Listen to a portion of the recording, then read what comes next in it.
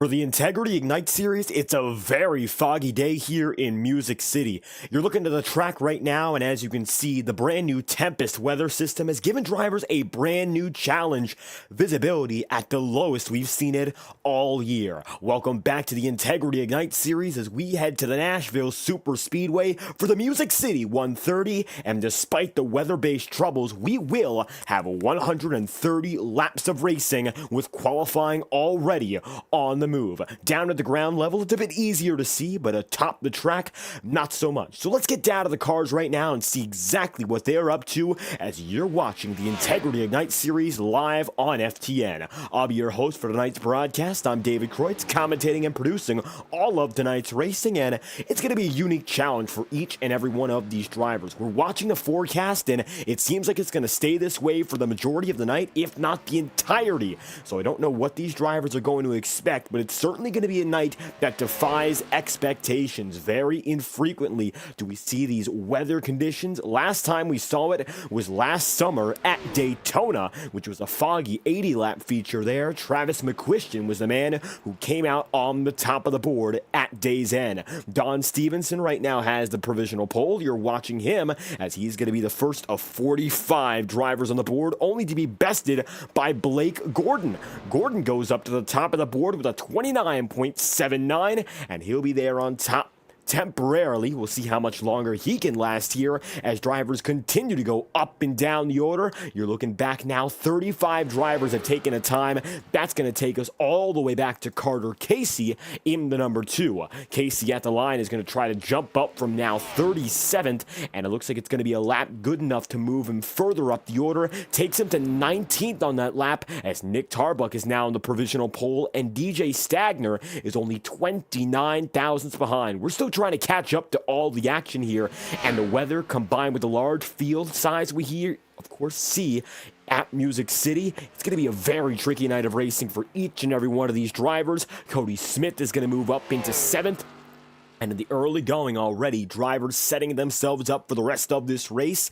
We didn't expect weather to be such a factor. However, I think with tonight's racing, track position going to be an even more instrumental factor than it would be otherwise. Because now with less visibility, going to be a bigger challenge to get into those tighter packs. You want to be up in front from the start. Justin Trombley right now going to be making it across the line. And for Trombley, he's going to be able to move up from 39th, what looks to be a lap good for 16th. So Trombley's going to make it up there into the 16th position, and only one other driver set to take a time now in Alan Rawell. Take a look on board now with the number 69, and you'll see visibility by no means is lost, but it's definitely not going to be an easy night inside the cockpit. For the number 69, I'm sure he's one of the many who already understands this, and he taking it easy through this first lap to figure things out.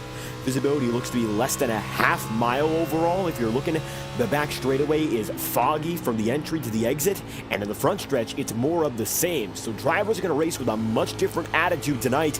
As you can see, you can't even look at the entry of turn 1 from where Allen is. He has to get past the line and then some for the remainder of the track to be visible. So in one way, Alan Rawell here, who's going to be currently in 40th, going to have a ways to go for any opportunity to catch up. For your leaders, like someone, for instance, Cody Smith, who's still taking extra laps, he's currently in 7th. It's a huge advantage. Track position meeting foggy weather, and we're predicted to have foggy weather for at least the next 90 minutes of racing. So for the majority of this session, if not all of it, we are expecting this fog to be maintained. I don't think the driver is going to be too happy about that one, but regardless, a new challenge here for the Integrity Ignite series, and we are moments away from taking on the virtual Music City for the first time without any sunlight at all. 2 seconds remain and counting down on our qualifying session. It'll be Nick Tarbuck with the pole position. He'll get there by 29 thousandths of a second. His fast time, a 29.741. And now we are on to our final 5 minutes of practice. We got quite a large grid to run through, so how about we get to know every name in your starting grid? It's the lineup for the Music City 130 here in the virtual Nashville SuperSpeedway. The foggy track remains in the background, but at the forefront of the field, it'll be Nick Tarbuck in the number 29. Pole position with a 29.741 is just enough to beat DJ Stagner out. It'll be DJ in second with a 29.77, and he is 2/100ths of a second ahead of Blake Gordon. 29.79 is good for third, with Matthew Thunhorst then position number 4. Nicholas Cohan rounds out the top 5 with a 29.799, and Chuck Sweeting is going to be scored in 6th with a 29.819, even that 75 machine. Cody Smith is only going to be 3/1000ths of a second behind, and as such, he's there in 7th with Vinny Tigner in 8th, Cody Griffin in 9th, and Alan Dobbs rounding out the top 10. It'll be 11th place then Don Stevenson and Braxton Weiss in 12th. Rob Ackley is going to be 13th with a 29.862, and Tim Rogers will be 14th with a 29.869. Thomas Bressie is going to round out the top 15 after his victory at the Circuit of the Americas, and Justin Trombley, who won at our last oval in Fontana, he's going to be back once again at 16th spot. He'll be starting in. He's going to be just ahead of Timothy Johnston in 17th, Cody Erdman in 18th, and Chad Mikus, the 19th spot with a 29.9. Anthony DeBarro rounding out the top 20. 21st position is then going to be just behind in Jacob Fife. Larry Yon in his overall debut is going to be 22nd with a 29.916, and it'll be Shane Ewing in 23rd with Ryan Potter 24th. Carter Casey's going to round out the 25 with a 29.959, and Todd Thomas is immediately behind him in 26th. Sebastian Miller is 27th. Gael Brooks will be 28th, and it'll be Joe Dinsmore 29th with Brian McFerrin rounding out the top 30. 31st is then going to be John Borst with Chris Goubeau 32nd, and then Boomer Logan 33rd with Travis McQuistion 34th, Brandon Bernhardt 35th, Adam Wood 36th, and Forrest Smith 37th with Kyle Cooper 38th, and Stephen Wetton 39th, and Alan Rawell, position number 40, the last driver to take a time. 6 more drivers have registered for tonight's session, and they go as follows. Trevor Trago in 41st, Brad Patton in 42nd, Jay Aishman is going to be in 43rd with Neil Froelich in 44th, Cal Filarski 45th, and Andrew Schaub rounding out our 46 driver field. Music City is jam-packed, and drivers are still taking laps here. As you can see, going to be difficult to keep a watch on the drivers, but we'll do just that. A gray circuit tonight, and it's going to be Timothy Johnston, one of the many, still taking extra practice laps. Expecting to see a lot of onboard content for tonight's race as we try to get better looks into exactly how the drivers approach the night. It's going to be, of course, a challenge on their own, as we saw in qualifying, but now with a pack as large as the one we have tonight, 46 drivers, you got to figure it out and figure it out quickly. Expecting, of course, the front runners to break away fast.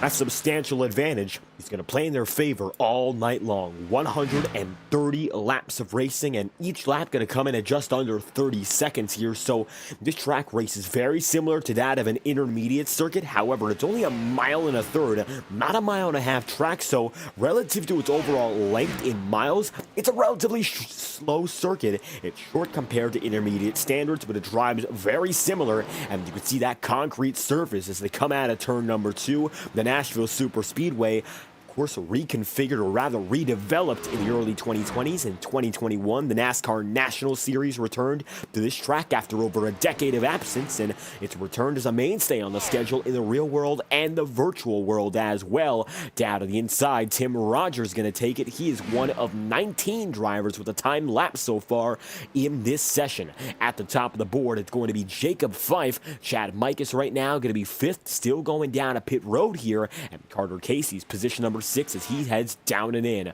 Rogers is still taking some extra time here. As you look on top of the number 48, you'll see he's got very little viewing access of what's left ahead of him. He's going to slide into pit road, get a green flag stop practice in, and with 10 seconds remaining, that's just about all the time he has left. Rogers dives in. Jacob Fife is going to be right beside him, and Fife is the fastest driver in second practice. Jacob, still chasing his first ever Ignite Series victory, is the quickest man in warm-up. And with that being said, practice is over, and we are just moments away from lining up in the starting grid.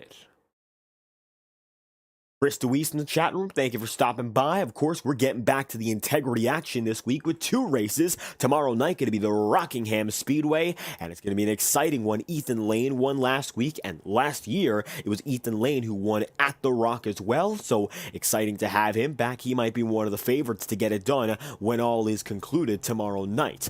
As the iRacing official pace car is going to be on the track here, so is the rest of the field, all coming in. There's Nick Tarbuck and DJ Stagner. The front row are pretty clear, but you look further back to about the top 30 and the cutoff from there, it's very hard to see everyone else. Everyone lined up again for 130 laps of racing. It's going to be just about 150 odd miles when all is said and done. Should come out to about 160 some. If, of course, we don't go to overtime with 130 laps on the table. I wouldn't expect us to go into such. We've seen some clean racing on the oval so far. Strategy been a big deal. And, of course, last week in Austin, Texas, no cautions as it was a road course. Now, double file, the field will get off a pit road. It's going to be Nick Tarbuck and company making their way through turns 1 and 2.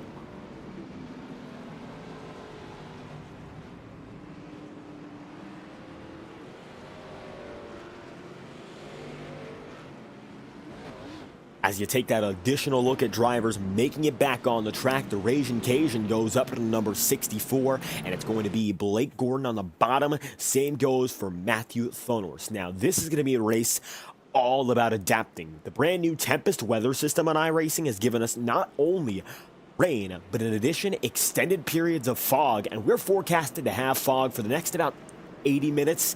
It was about 90, of course, when the broadcast started, but we're slowly moving through it, and if we are to go very late into the session at about 10:30 Eastern, will be perhaps a glimpse of the sun.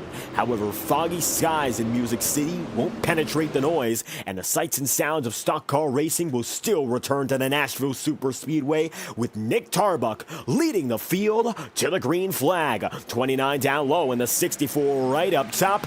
Green flag's out. Welcome to Nashville.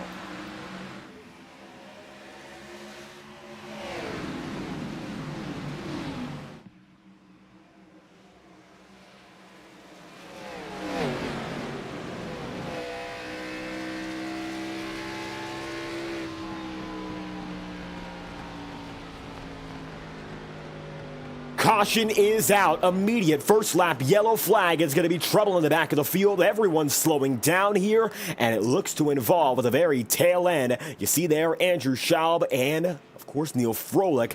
Everyone gets settled in once more. The caution going to fly, and we're trying to figure out who it was. Even at the back of the field, nobody looks to be directly involved, and as such, yellow flag is out. Trying to get a closer look at Jay Aishman here. It looks like that 06 might have gotten a little bit of trouble, but looking at it once again, we do not see records that prove just that. Yellow flag, regardless, is out again, so if anything did happen, I'm thinking the field saved it. It's going to be tricky to check those blimp cameras tonight. I think it's going to be much harder to find out really who caused what as the race progressed. However, we're going to take it back 30 seconds and try to figure things out once more.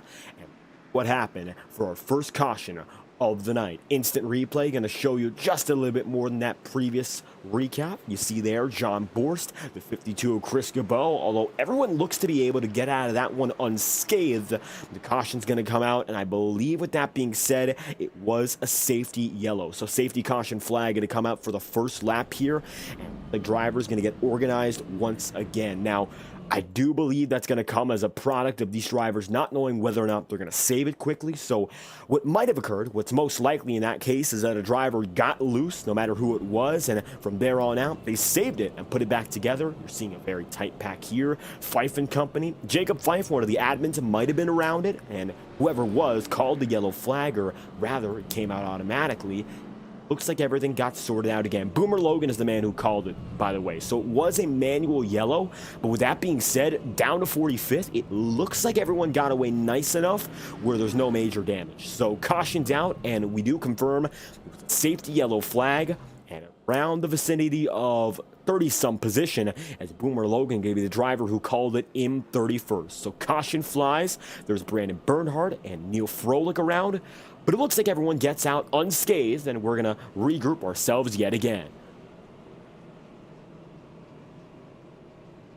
Caution is out for the first time tonight. Boomer Logan, of course, one of the drivers around it. Unfortunately, not really going to be able to see what caused it in particular. A few drivers look to have come down to pit road. Dinsmore, McFerrin, Travis McQuistion, and Adam Wood. And when it comes to this race, I think those safety yellows are going to be the nature of the game, so I don't feel like that was the wrong call necessarily. But of course, we got to understand how these drivers come to grips with such a dense field and the weather at the same time. I mean, 45 drivers appear to be on track right now, going back to Shane Ewing, and it was 46 that registered. It's the third highest field in Integrity Ignite Series history, and only ahead of it was the 46 at Fontana and the 52 at Daytona. We're still about the highest this league has ever seen, and now it's going to be racing official pace car coming around this time by, rolling down the back straightaway, and we are set for our first restart of the night. It's going to be the 29 and the number 8 Tarbuck and Thunhorst up in front. Matthew Thunhorst was able to cruise to a very solid top 3 finish last week in Austin, Texas. He had no incidents all throughout that entire race, despite the fact he was clearly the 3rd quickest driver, and nobody besides drivers ahead of him in both Thomas Bresci and Justin Morton ran away. He was clearly on his own pace, got there with no incidents. He's hoping to keep the streak up tonight and go for a finish 2 spots better. Nick Tarbuck, with so much Octane Series success, is looking for his Monday night fill. He's on the bottom side this time through, and the green flag flies back on the way for our first restart in Nashville.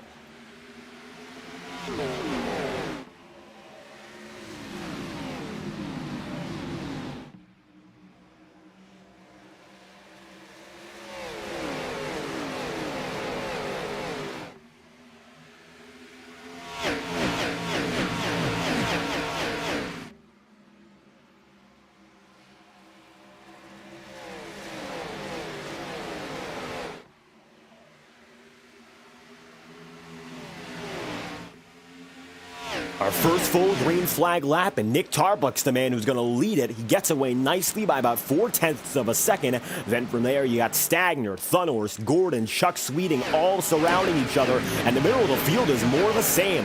How about we ride on board right now with Jacob Fife and see exactly what's going on with the 36 here. Fife is going to find himself in about 21st as it stands, and he's in the middle of the pack here, and you can hardly see the leader from just the outside of course, the peripheral vision of the 36. It's a blip on the radar, quite literally. And even though the fog has slightly gotten better for the drivers, it's not going to be major. It's going to be coming and going back and forth for these drivers. It should be fog all throughout the race. You can see only a few car lengths are truly visible, and even behind there's going to be a bit of fog. If we look from the back side of the number 36, the deck lid and such, got to go back a few cars that you can see clearly, like Carter Casey and the 88 of Larry Yon, but even guys like Brian McFerrin, who's at the tail end of this pack, almost invisible from Fife's perspective, and it's really going to be nearsighted racing all night long. Going to give way to a more conservative style as the race progresses, though. Nick Tarbuck is going to benefit from just that. He's got a 0.6 of a second lead. Then there's DJ Stagner and Matthew Thunhorst, 8 laps in out of 130. Blake Gordon going to be there in 5th. Up top, Chuck Sweet. It looks like everyone gets away nicely, and the question, which we are hoping to answer on that first lap, what can we do to figure out what's going on with these drivers during the long run? Of course, a lot of drivers had many laps to practice, qualify, and the second practice as well, but now that everyone is grouped up and they know the conditions for tonight will be troublesome, what's it going to take to separate yourself from the field? Fog is, of course, going to give way to a little more of a cautious style of driving. As it stands, that number 25 is going to be working down low alone. There's a lot of drivers right now who are single file. Double file, not going to be all too common. Looks like Carter Casey in the number 2 is trying it. And we're going to keep that number identifier down to the bottom right for the time being, as everyone is going to be a little less visible as the race progresses. Down to the bottom groove, the Snap-on Chevrolet goes. Larry Yon in his very first race going to wiggle up high just a bit. You see him get loose, but he keeps it together, and he's a driver who's going to have to deal with some adverse circumstances in his very first Integrity Racing League event. Larry Yon, the number 88, going to have a debut in that iRacing Camaro, and it looks like so far holding up nicely in the middle of the field with a bit of pressure now from Ryan Potter's number 99. Potter looking to the bottom side, maybe with some room to pass, and he brings Sebastian Miller right there as well. Bottom side for Ryan Potter, not enough of a run through that corner, and as such, he'll lay off once again. Working down the back straightaway, Larry Yon with Carter Casey still together.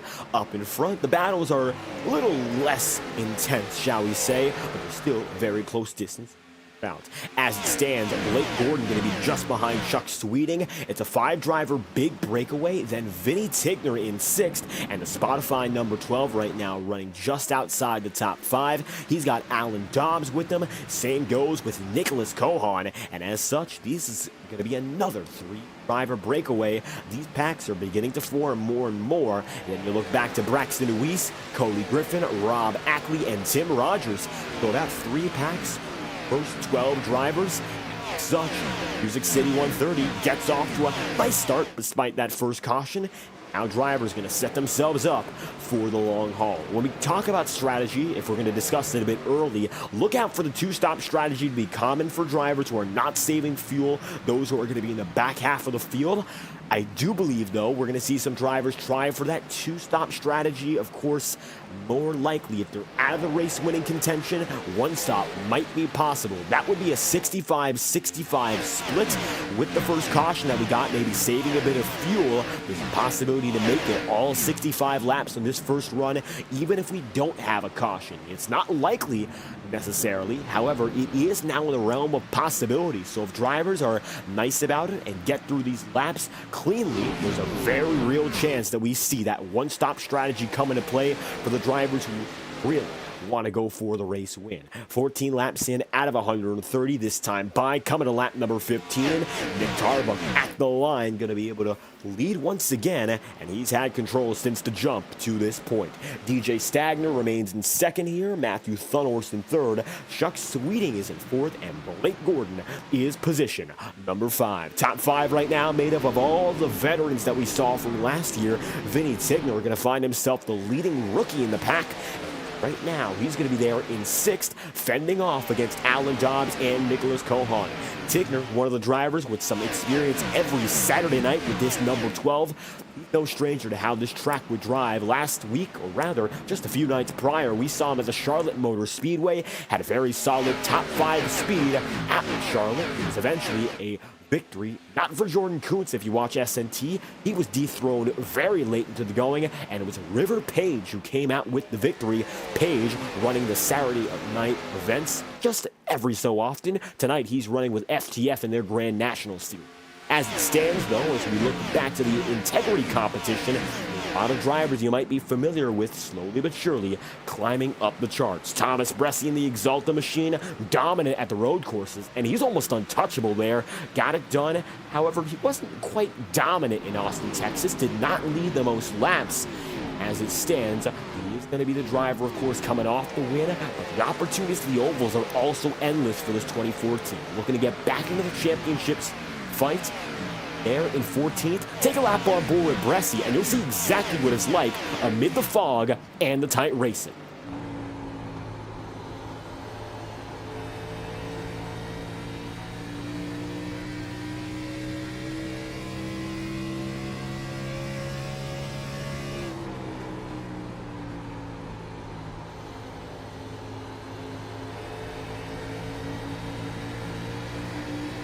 Bresci with a nice run there, going to go down to the bottom side on Cody Erdman at the line. He will be side by side and looking to make up once another position. Now it's going to be Bresci looking low. That's going to be for 13th, and he's got it made. It's going to be, of course, that 26 of Erdman right behind. As it stands, he's still there, and so is Anthony DeBarro. DeBarro is going to be one of the Oval Aces, still looking for his first win, and of course we saw him a multi-time winner last season. However, ever since that 1-week suspension at Wilkes County, wasn't quite the dominant driver we saw previously, and for a brief period of time, from the finale of the inaugural season all the way up to North Wilkesboro, he was the winningest driver in that stint with 3 victories across the 2 seasons. And of course, very competitive series it is, but but we haven't seen DeBarro at that level ever since. He's had pace many races where it just hasn't come to fruition, and I think for DeBarro right now, all about execution in the long term, and these are the largest fields he's ever had to deal with. So it's going to be adapting for the 27 crew as well as just about everyone else. Right now, one driver that's certainly adapting, we're going to look up in front and you will see Matthew Thunhorst here getting back to the rear end of the 64. Stagner. The battle for second once again brewing here, looking right down low. Thunhorst is going to fake it. He'll go up top and try to get a better run, but so far the bottom has been king on this concrete circuit and nobody making the move to the second groove.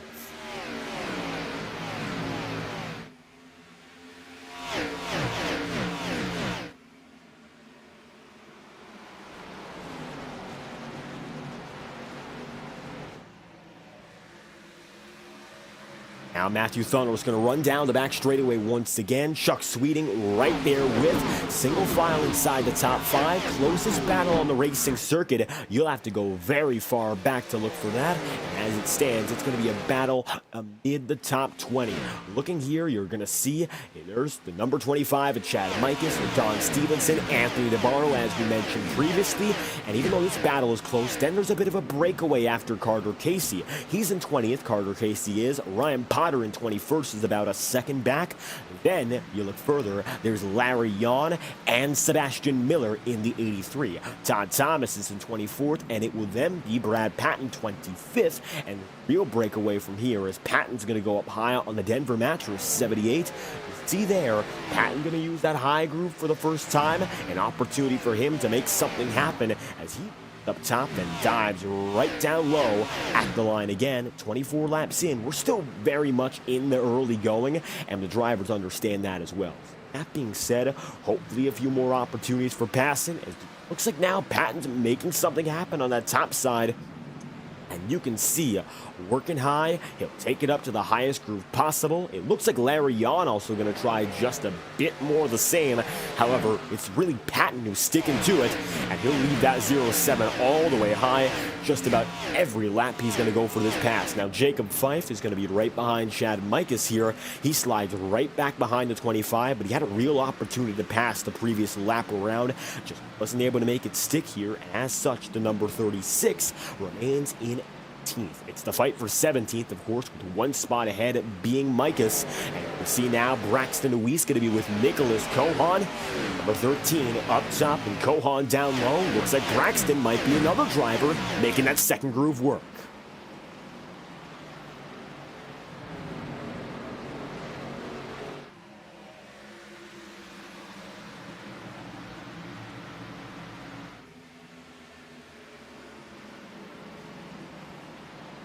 Now Braxton going to be able to make that move. His next target going to be Alan Dobbs, and the early championship contenders hoping to rise back up to the top of the board. Braxton Deweese going to be right now in 8th. Thomas Bresci is going to be in 13th. If you want to look back to Justin Trombley, he looks to be in 44th as it stands, and we try to take a look at him. It looks like he is off the track entirely, so can't get a look at Trombley. Looks like his night already over, and as such, he's not going to be a driver to look out for tonight, and maybe going to set him back substantially in the championship standings. John Borst with a bit of trouble. He gets back going again, but it looks like some issues for the number 86, and we'll take a look back as he might have been very close to triggering a caution.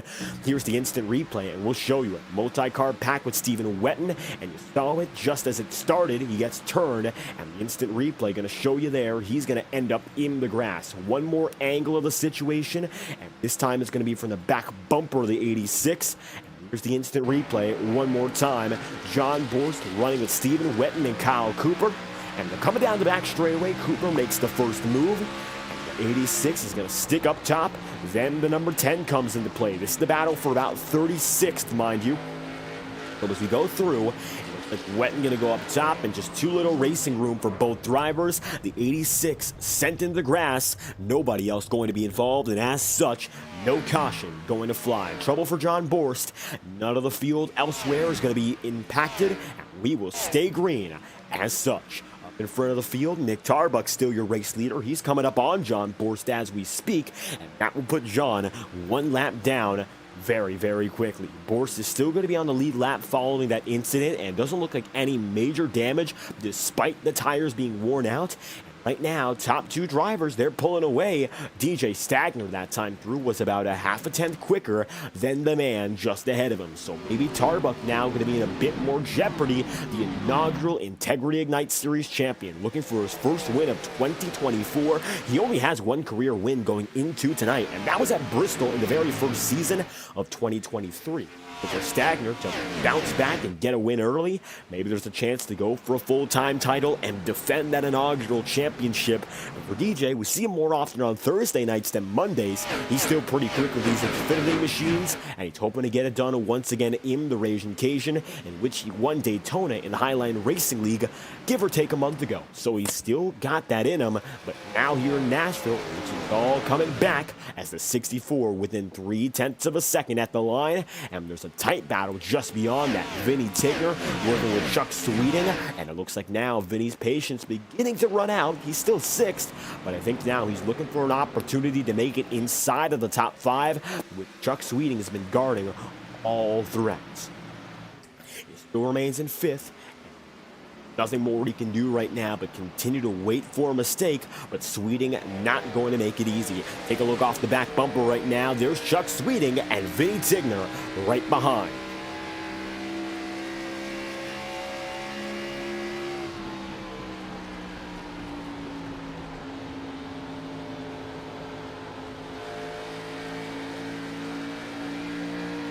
Sweeting right now going to be side by side with Vinny Tigner, getting that nice run off the corner. You can see just enough speed to stay side by side, and the number 12 of Vinny Tigner not going to have it. He's still pushing on the bottom groove and looking to make something of it, and the charge is going to be down to the bottom side. He'll take Braxton DeWeese with him at the line again. 2 by 2, DeWeese, Dobbs just ahead. It's Sweeting and Vinny Tigner, and they'll remain neck and neck here with Matthew Thunhorst just ahead.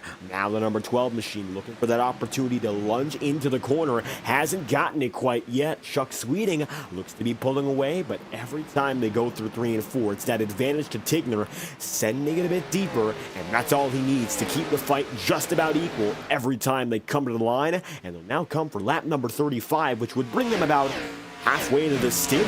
If they are set to go for the one-stop strategy, they're a very good pace to do so far as the battle begins to simmer down once again.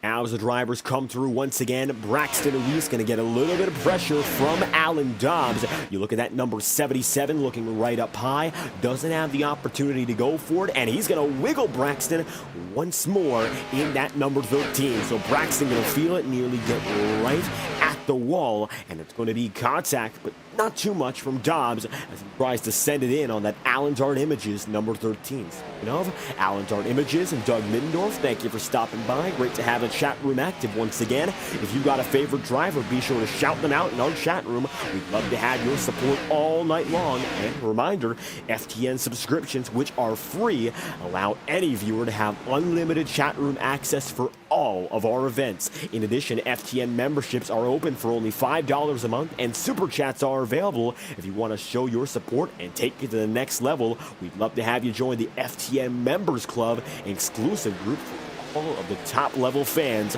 of Fireball Talks NASCAR Live. Now 37 laps in and coming to 38, the leaders once again break away, and it looks like even DJ Stagner losing some ground to Nick Tarbuck here, and Nick looking much better than before in regards to holding on with his position. You look back though, and now it's going to be DeBarro and Thomas Bresci going at each other.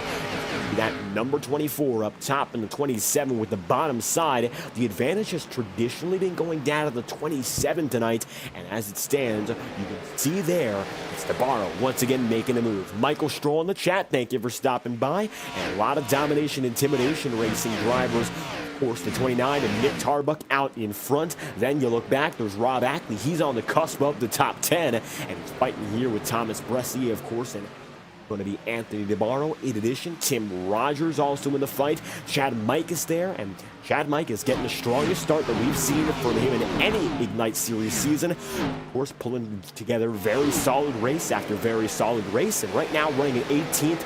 It is a stout field, though, and running inside of the top 20 is a huge deal when over 40 drivers are showing up every week. Unbelievable the count that we've had in terms of attendance, and it makes those top 20 runs even more valuable. So I don't know what else to say besides every point at every spot matters that much more. And drivers come around this time by at lap 40 to 41. It looks like Nick Tarbuck once again pulling away, and Domination Intimidation Racing has the advantage with number 64 for Swap Motorsport in second. Blake Gordon right now going to be running in third. Endeavor Motorsport there to conclude the podium. And we see Matthew Thunhorst been on a bit of a third-place streak as of recent. You may have remembered at Auto Club, it was a very hard charge for him from 37th up to third, and he got there. Then, of course, last week in the Circuit of the Americas, he maintained third all race. Now, looking for 3 consecutive top 3s, I think Matthew Thunhorst might have it in him. Of course, only 1 position away, so there's one other driver to really pick off here, and that's Blake Gordon. There's an opportunity that comes as the race progresses. I think there's a real chance we'll see 3 consecutive podiums, and that's going to help out Thunhorst big time. He might just be Mr. Consistency of this series so far. Not a win to this point, and we haven't seen him win in just about half a year, but I think he's only getting stronger in regards to those point finishes and good points days. Make a championship. So for Thunhorst right now, he's looking good behind Blake Gordon. Going to be just behind Vinny Tigner and Chuck Sweeting going at it once again. Now Tigner rolled into the bottom side. Chuck Sweeting right up top. 75's got it high, the 12 way down low. And now pulling into the bottom groove. It's going to be that Ford Mustang duo. Chevy Camaro left stranded right up top. Coming down the back straight all over again. It's going to be Tigner still trying to get that lunge into turn 3. Hasn't been enough to make it by until this point, and it looks like now Tigner's got the pass, so does Braxton. It's a 2-for-1, and it looks like it's going to be the loss for Chuck Sweeting, sending him all the way back into 7th here with Alan Dobbs now on the hunt. He's in that number 77, looking to take one more position. Side by side, Chad Mikas, Don Stevenson. Quickly, Stevenson makes that pass, so as soon as we look at it, as soon as the pass is made, it's going to be a fast one there for the number 07 as well, if he can get his way. He's that top side, and we saw him last in 24th. Now he's fighting for 20th with Carter Casey. Carter remains on the bottom side. Up top, there goes Brad. Once again, a spot taken there, and it looks like that higher side working out well for Patton to claw back up into the bottom ranks of the midfield, and he's making more and more spots up using that slightly higher groove. Now, we can't really use our overhead shots tonight given the difficulties with the cameras and such. A lot of fog on the racetrack still. We're going to ride on board here with Brad Patton, and we're going to remain, of course, with his hood camera. He's going to be right behind Timothy Johnson here. A bit of a slip up. You see him wiggle ever so slightly, but he's on going. Coming at the stripe again. Watch the difference between his line and that of Timothy Johnston. Johnston's going to get a little bit closer to the paint. It looks like where Johnston's right side tires are, Brad Patton's left side tires are. He's going to slip up once again, so it looks like all of a sudden maybe the tire is getting a bit worn out on the top. Concrete surface coming in regards to age, and Brad Patton might have to keep looking at it a bit more.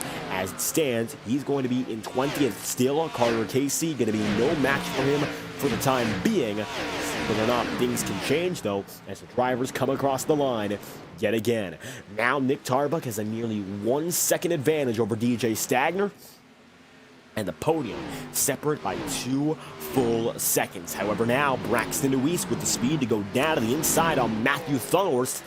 And for Thunhorst, it looks like his chances to keep fighting for a podium may be in jeopardy. Working across the line, and now it's going to be Deweese down to the bottom side. He's got Thunhorst right up top. Line to line once again, and the 13 is going to dig deep, take the spot away, and it's going to be Vinny Tigner, who's still in 6th. Now looking for another driver who's going to be just ahead. Audrey Reese in the chat, thank you for stopping by. We got some fan support for the number 26 tonight, and that is, of course, going to be Cody Erdman. So look back to Cody Erdman as it stands. It's that number 26 crew that we're going to be looking at. And currently, Erdman, one of the many drivers in the thick of the midfield battle. As it stands, he's going to be there in 14th. Cody and Cody fighting with each other. It's Griffin right ahead of Erdman, and it's going to be Tim Rogers there. You see Rogers in that green, number 48, another very different Taco Bell paint scheme. Interstate batteries mixed in. I don't think that's a very healthy combination to eat. Heard sometimes, of course, interstate batteries, the fluids, you don't want to combine those with the taco from Taco Bell, but it combines pretty well for a paint scheme. With that being said, the 48's on the bottom side there, low with Chad Mikas. Stevenson going to be there with the 28 of Timothy Johnston, and the 2x2 all over again. Working down to the bottom side, Johnston's got the 28 there, the 48 of Rogers likewise. Now Jacob Fife's going to put that bumper to bumper, perhaps, with Cody Erdman. Can't quite get the run into the corner, so we'll see whether or not he figures it out within the next half lap.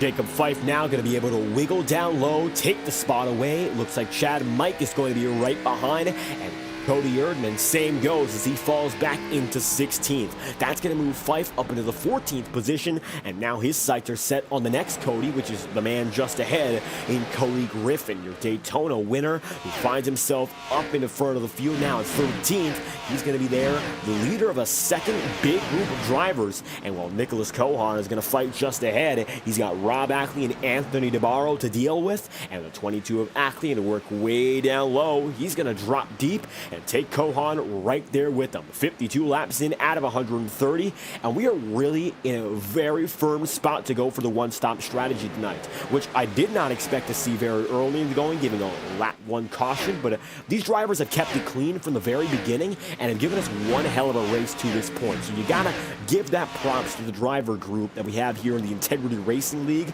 giving us now 50 consecutive laps under green, despite the very tricky circumstances.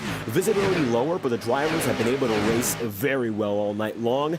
Ackley down to the bottom side. He run Nicholas Cohan. He will take it deep again, looking for an opportunity to pass. You see there, Thomas Bressi with them. Bressi going to put pressure on the both of them. This is a great position to be in as a driver. He's in 12th, looking to get inside the top 10. See here, it's that number 24 who's going to put the pressure on for both drivers. This is a very fun situation to be in if you have speed. And it's almost like playing with die-cast race cars in this.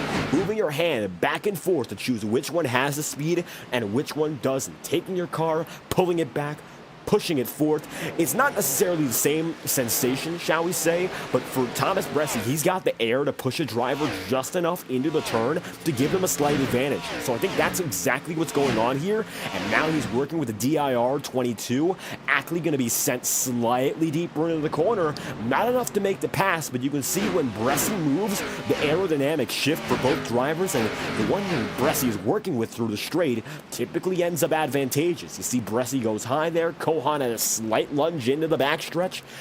Then into the 3 and 4, still has a slightly better run. Ackley is going to be on the bottom groove here. And once again, Bressi has a chance to choose where he goes. He'll take a top, and you see there, the number 41 of Cohan nearly clear, and that he is. Now Bressi going to try to go side by side and replicate the pass. All the while, Anthony DeBarro there side by side. See him with the 77 of Alan Dobbs. Side by side, 2 by 2 they go. You see there, DeBarro to the bottom, Dobbs up top. Right now, it looks like Dobbs is going to lose the position. Of course, going to try to get it back on this lap. So let's ride on board and figure out if there's anything left for the 77.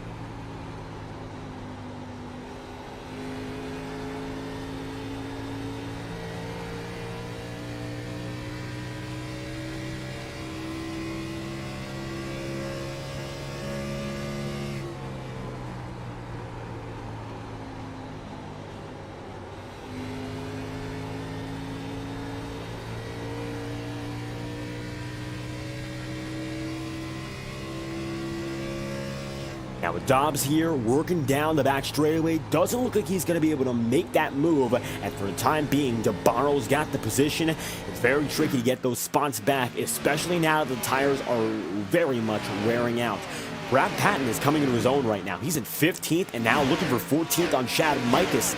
The reason being, and it's a very understated portion of the race that we haven't focused on, he's one of the few drivers that have gone down a pit road early in this race, and he went down during that first caution. He's on a 56-lap-old run. The majority of the field up in front is on a 59-lap-old run. That being said, it's only a 3-lap difference, but when you come down to the longest portion of this race that we've run under green, it's going to help him out drastically in these final laps. So I think now for Patton, he's got to go all out. He's got the advantage. Nobody else has it. He made it back up from the back of the field to the middle, and he's actually slowly but surely trending toward the top 10. I think for Patton, this is a great strategy to hold on to for the remainder of this race. The question is, can he do so? Down to the inside here, Vinny Tigner looking deep on Matthew Thunhorst. Same goes for Thomas Bressi, a few spots behind there with Nicholas Cohan. Caution flies once again. Yellow flag out at just about our halfway point. Boomer Logan as well as Travis McQuistion involved. Yellow flag is out, and it looks like that 93 is entirely destroyed. Caution gonna bring us back under yellow indeed, and as such we are pacing again, and just before we got down to green flag pit stops, everything gets reset. Maybe there's going to be a chance we have no remaining pit stops for the rest of the race the way things are looking. That remains to be seen though. It looks like Trevor Trago going to make contact with McQuistion. Travis comes up the track, tags Trago, then McFerrin gets into Boomer Logan, and we're going to watch it back one more time here because of course, going to be a little bit less of that clear coverage given the fog. So let's take a look back one more time and figure out the picture. One more review of that incident, and Travis McQuistion going to be there with the number 93, of course, just ahead of Trevor Trago. And it started with these two drivers making some contact into turns 1 and 2, taking it down the front straightaway and making it out of the front stretch into the first 2 corners. Trago's going to lay a bumper once, and it looks like a lay a bumper twice. That's what sets it off, and then from there ends up in the wall. Drivers fly by, and as everyone gets through, bumper flies off, and multiple other drivers make that contact. 62 laps in out of 130, and the Music City 130 under yellow for only the second time tonight, and we've gone nearly half the race with everyone now coming to the pit road. Stephen Wetton stays out. Nick Tarbuck is your winner off of pit road, and as such, pacing with the 29 remaining the advantageous driver.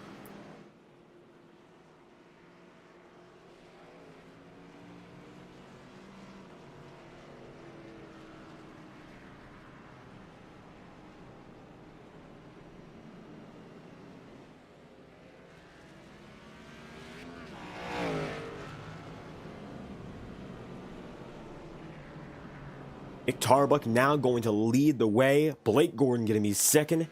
Braxton Weiss, technically speaking now, these drivers are your top 3. Stephen Wetton, though, going to make a very risky call, and he's been no stranger to risky calls throughout the season. His last in this season, in particular, the Ignite Series, came at Fontana. However, didn't really work out for him in that race. Ended up finishing outside the top 30 as he tried to stay out on the track a little longer. Didn't get the caution he required, and as such, the yellow flag flew far too late. Matter of fact, it flew in the next race. So that being said, Wetton now looking for an opportunity, perhaps for some redemption. He is your race leader, and we'll see whether or not he chooses to stay on the track. Maybe going to try to do so, but it's going to be a big risk in itself as number 10 out in front, leading the way. Nick Tarbuck then in second, Blake Gordon third, Braxton Louise fourth, and DJ Stagner fifth. Vinny Tigner is 6th overall, and he's 5th on the new tire. So he might be promoted up there inside the top 5 if Wetton were to go down a pit road.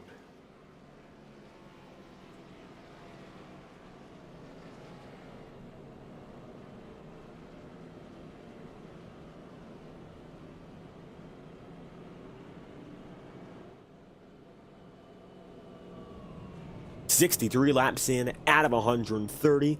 Now coming up on that halfway marker, we should be coming back green at lap number 65. So we'll be coming back just before the immediate halfway point. This first definitely gone by quick. Only one caution to this point came out on that first lap. Of course, it's a safety yellow. This time by, it was Boomer Logan involved with a few other drivers there. You saw Trevor Trago, and he ended up catching, of course, a little bit of contact. And now Stephen Wetton has himself as the leader. He's going to commit to it. He goes on the bottom side, and the old tires will remain on the circuit. It's a risk. Now we're going to find out whether or not it is worth going with. So far, it looks like it's be possible to maybe hold on through the first two turns.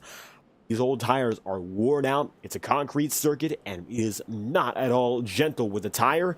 Goodyear rubber gets shredded fast here, and everyone else in the field, with the exception of Shane Ewing, Cody Smith, Andrew Schaub, and Travis McQuiston, everyone else has a younger set of tire in the entire field from front to back. Wetton gonna try something here.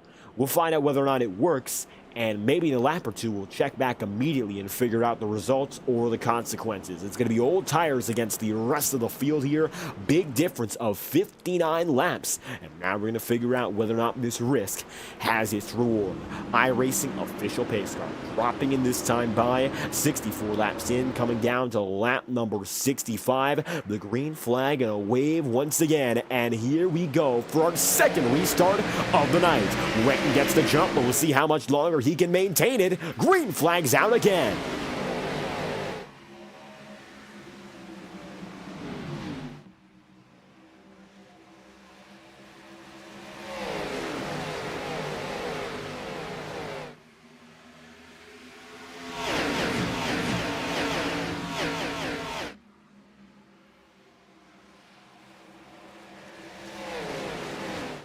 Wetton taking middle 3 and middle 4 wide briefly, and the number 10 is falling back fast. Blake Gordon takes the race lead, and he's going to be side by side there with Nick Tarbuck. Halfway down, halfway to go. We've made it now with 65 laps remaining, and it's going to be the number 19 on the bottom and Blake Gordon right up top. You look further back, and there's going to be DJ Stagner. He finds himself now just ahead of Braxton Luis, and see Vinny Tigner, Matthew Thunhorst rounding out that top 5 fight. Wetton now going to be within the 11th position and still fading back more and more. 65 laps remaining and still counting down. It's that number 10. Further and further it will drop, and it looks like there's really no hope at the third groove right now. Nobody else helping out, and it's going to be a rapid pitfall for this number 10 team. Maybe hoping for another caution to rejuvenate their opportunity, but as it stands, nothing much else. See there, Don Stevenson going to be with Sebastian Miller, Todd Thomas in 23rd, Timothy Johnston in addition going to be there in number 28. And as such, really no hope here for number 10. Wetton down to 21st and still dropping. That is a total of 20 plus spots lost in 2 laps flat.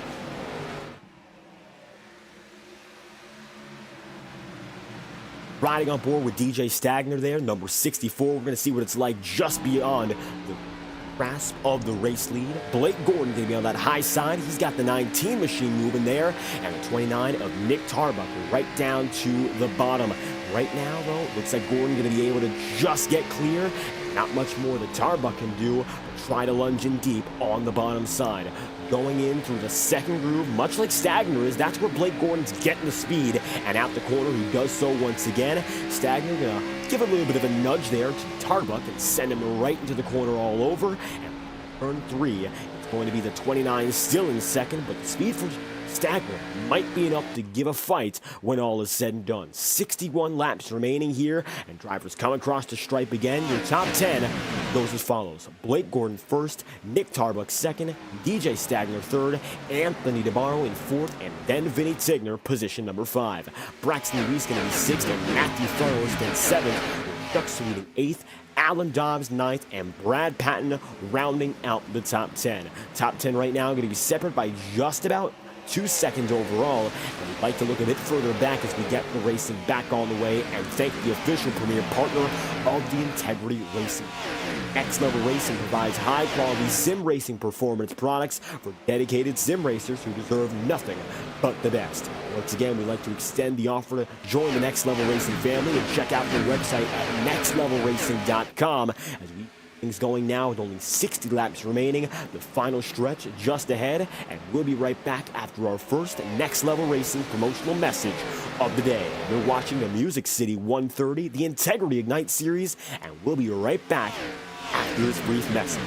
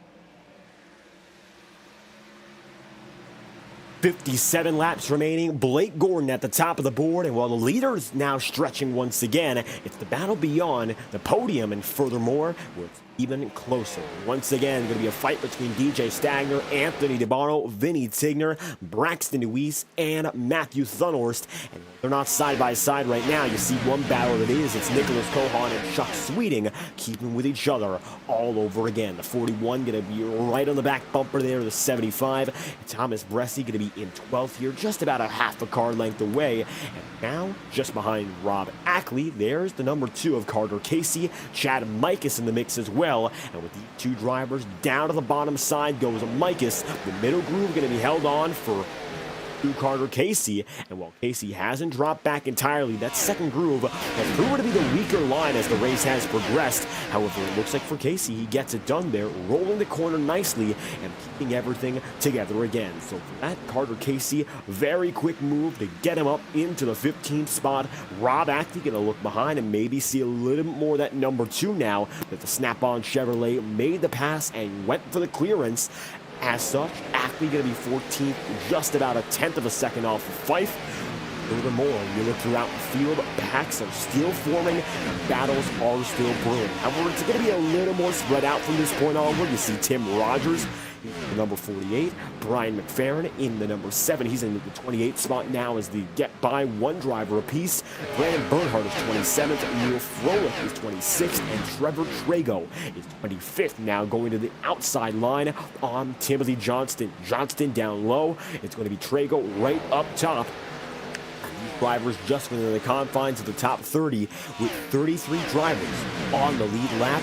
Jay Haishman right now going to be the last of which in that 06. You see him there at the high side of the circuit. Then there's Stephen Wetton who's one lap down. And then from there's a lot of other drivers far out of leading contention who remain off of the top lap, which is now lap number 78. The leader, Blake Gordon, made it by, and as such leads by 7/10 of a second here with DJ Stagner right now just behind Nick Tarbuck, still looking for some opportunity. As we take a look on board with the number 64. Stagner going to be right there with Nick Tarbuck. However, you see Nick takes it down almost out of the paint. Stagner going to have a little bit of a wider approach, entry, middle, and exit, and that follow through going to be substantially different as a result. Try something a little bit different, altering that approach, and it could help him out here in regards to making the spot back up. But of course, it's going to be a laps-long procedure. Don't expect it to come in just one lap or even come in 2 or 3. As it stands, the 29 still looks to be just slightly quicker. That's all that will be needed right now. It takes, of course, quite a lot to catch up to a driver, but it takes so much more and a completely different skill set to pass the driver who is ahead of you. So for the time being, it looks like Stagner doesn't quite have what it takes to make the pass, but they're close right behind, making moves. One driver you got to look back on again, Brad Patton, who was outside of the top 25 when we first featured him. Now he runs just outside of the top 5. He's in about 7th spot right now, fighting with Matthew Matthew Thunhorst for that position, and we've seen Thunhorst consistently up in front all night long. It looks like now maybe an opportunity there for the 07 to make it by, and that he does. Brad Patton with yet another move here as he comes down the back straightaway with 5 laps remaining.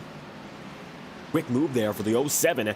As such, making it there, he's just behind Braxton Weiss. Side by side, Vinny Tigner and Anthony DeBarro. And these two drivers now going to be right at each other as they go into turn 1. Tigner, not enough. He's going to give that spot right back to DeBarro, and Anthony will have it into the first 2 turns as they come out of 2, though. DeBarro again working down the backstretch, and he has himself the spot by about 2/10. As you can see there, Brad Patton going to send it 3 wide in the vicinity of these drivers. He's going to take it down to the bottom side. DeWeese, middle of 3, and Vinny Tigner right up top. Coming down to the front straightaway, one driver has to give. It will be Braxton for the time being. And Brad Patton now looking for another pass here on Vinny Tigner. It's the fight now for 5th. Tigner's got it. Patton wants it. Down to the bottom side, the 07 goes once again, nearly gets the pass, but now Braxton Weiss looking down low. He gets the opportunity to shuffle down to the bottom side, and he will take it there, side by side once again, and even Matthew Thunhorst is still in play. Maybe an opportunity for that number 8 to redeem himself and take a position or 2 right back.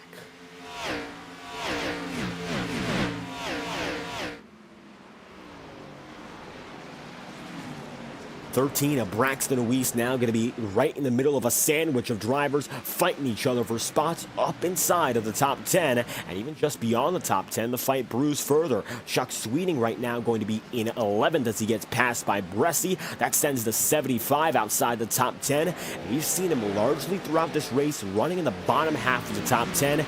Now in 11th here with Carter Casey also putting on that pressure.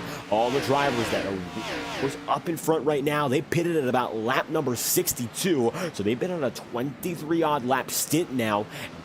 Hopefully set themselves up to go all the way. Given that caution, once again, I think there is a possibility that every driver can make it on fuel if they stretch it. However, not going to be something we can confirm given a slightly short ending to our first stint.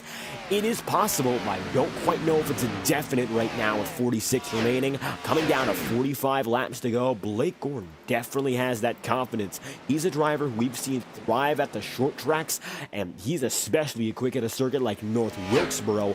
Now coming to his own once again, the Tide Ride up in front, and currently at Nashville, he has been one of the better drivers all night long. Up in the confines of the top 5, now leading the way, and Nick Tarbuck, who dominated that first stint, he's in second and doesn't quite know what just happened to him there. DJ Stagner going to be in 3rd, Anthony DeBarro there in 4th, and all drivers still keeping it very close to one another here. And tell you this much, Michael Stroll going to mention something, that bracket battle still going on, semifinals. Right now, it's Thomas Bressie and Rob Ackley fighting itself. Bressie has the advantage. It's 10th to 13th, and it's going to be Bressie with a slight edge right now over Ackley as it stands, rather Alan Dobbs. And you can see right now, actually, Dobbs is going to be there in that number 77. And he finds himself one position ahead. For Rob Ackley, he's with Chad Mikas, and Ackley finds himself one spot ahead as well. Both of your bracket battles are within one spot of each other, so keep this in mind. It's another fight, and for both drivers, the winner will move on to our next week event, and that will be the finale for our first bracket of the year. This is a 22 and 25 fight. Look up, and there's a 24 and a 77. The bracket fight going on within the middle of this pack. Now down to the bottom side, Bressie going to take it low. Alan Dobbs right up high. And Dobbs shuts the door once again. 77 machine right now going to have that advantage in this battle. The semifinals will give way to our last round next week. And of course, we reset them for every super speedway as we did at Daytona. We'll do so again later in the year, so stay tuned. Love to bring you more of the bracket battles throughout the year. We've gotten down to our final 4. Then there's going to be the ultimate match of head-to-head racing between 2 drivers, and that's going to settle the score for what it's worth right now. It's very close between both of our semifinalist groups, and Ackley right now still has a 1-spot edge over Chad Mikas, where Thomas Bressie and Alan Dobbs are right there yet again. See it, 41 laps to go, coming down to 40. This time by Blake Gordon in the Tide Ride, going to maintain himself 90 laps in. Nick Tarbuck is going to be there in second. DJ Stagner third. Anthony DeBarno in fourth. And now on the racing circuit is going to be a 2x2 fight. Jacob Fife is right in the mix. Take a look, though, off of the quarter panel perspective from Nicholas Cohan. That 41, drivers to his inside, drivers right behind him, multiple lanes deep. By no means is it going to be empty room anywhere. Cohan right now, right up to the top of the wall, jammed by 3 drivers fighting for 1 spot.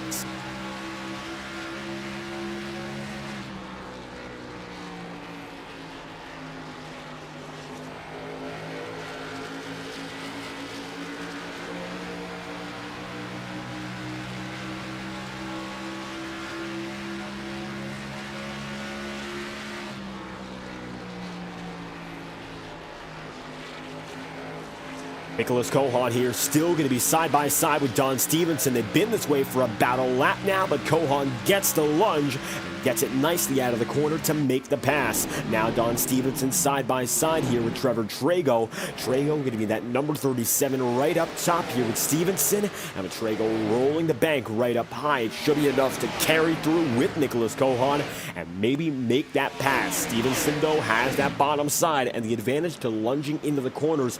It has been instrumental for his race so far. 38 remaining here.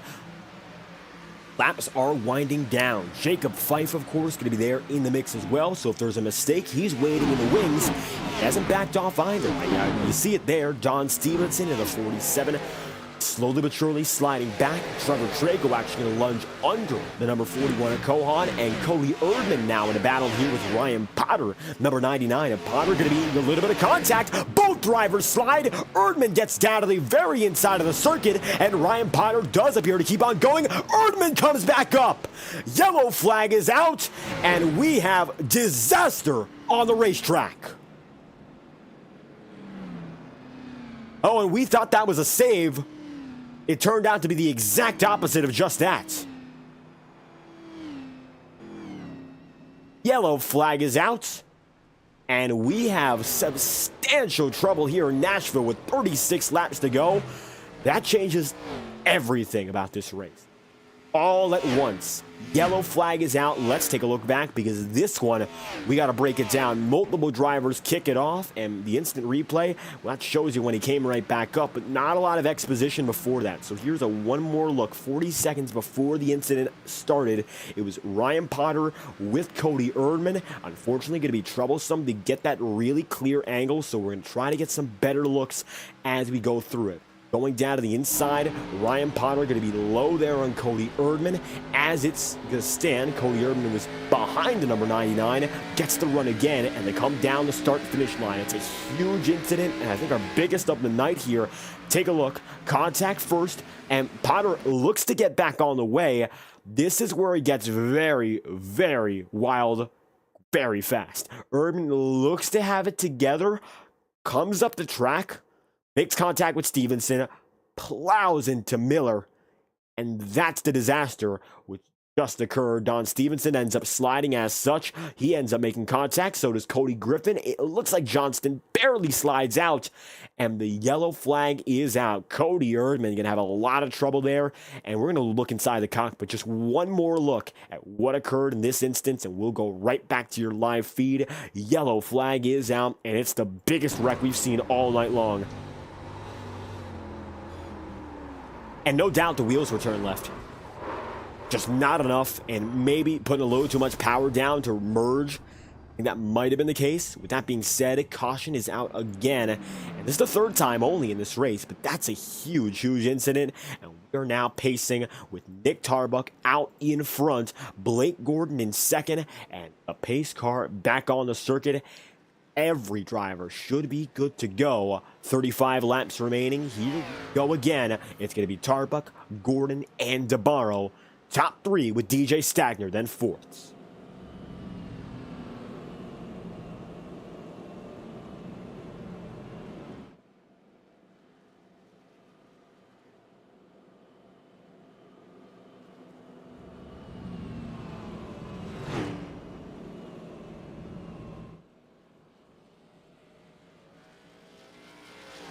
Just like that, we're going to be 2x2 next time by. We'll return to the racing with 32 laps to go. And with our biggest incident of the night, hopefully that will be the biggest incident behind us. We'll have this final sprint to keep things going. Blake Gordon, Nick Tarbuck, they have both led laps to this point, and they have been absolutely dominant ever since the jump. Now, with that being said, an opportunity for things to change. DeBarro going to be there with Stagner, Vinny Tigner, and Brad Patton. Of course, all together here with Braxton Deweese 7th, Alan Dobbs 8th, Matthew Thunhorse 9th, and then 10th. That's going to be Thomas Bressi. The 24 rounds out the top 10 as we speak. We'd have to go a little bit further back, though, to find the number 18 at Cody Smith, a driver we want to focus on, of course. Next Level Racing's number 18, Cody Smith, representing the premier partner of the Integrity Ignite Series and the Integrity Racing League. We'd once again like to thank Next Level Racing for their continued support of the Integrity Ignite Series. As we head into our second year of this partnership, be sure to check out nextlevelracing.com after tonight's broadcast, and we will be right back after our second message of the day, courtesy of our friends at Next Level Racing.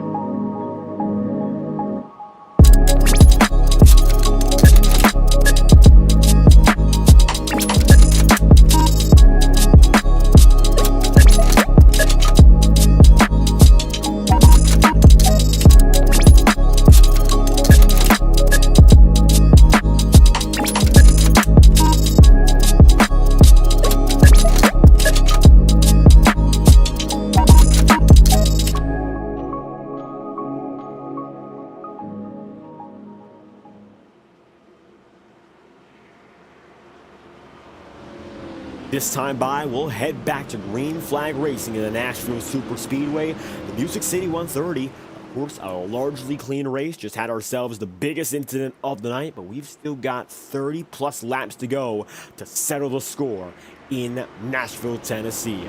Nick Tarbuck and Blake Gordon, your dominant men of the day. They're up in front looking to lead the field all over again. Green flag and a fly with 32 laps to go. Back on the move. Tarbuck got the lunge down low, and he will take the lead into turn one.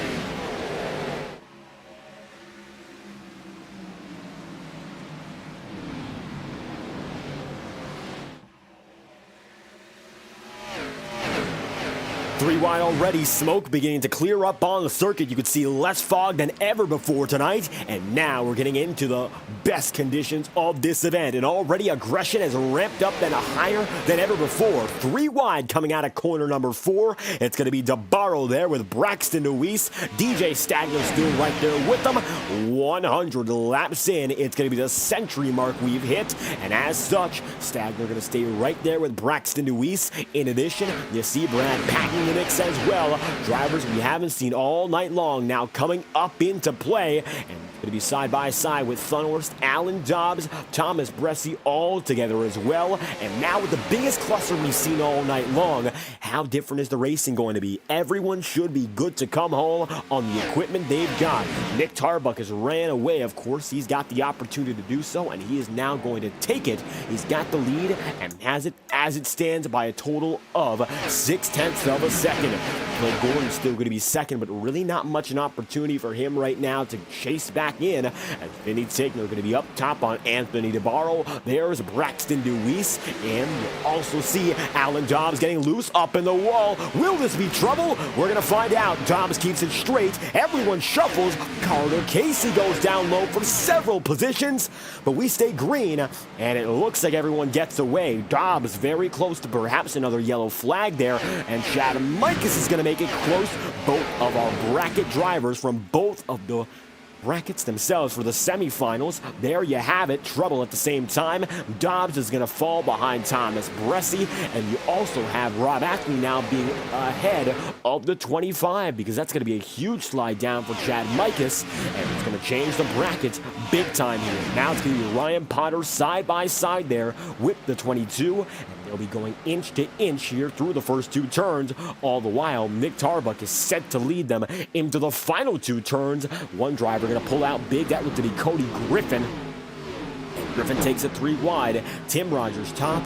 Middle is going to be that number 37. And the Chevy Camaro Goons machine working the middle of 3 as they come across the line. Yet again, Nick Tarbuck up in front, 104 laps through, 27 laps remaining. Blake Gordon going to be the second spot, and DJ Stagner then in third. Of course, now the podium going to be separate by only 0.3 of a second because Blake Gordon slowly but surely inched in, and now is the closest he's been all night long to taking the lead back under green. Got it through strategy before, now looking to pull it together on his own merits. Just behind your overall top guy tonight. 7 to go, making it down to 26. Takes it high.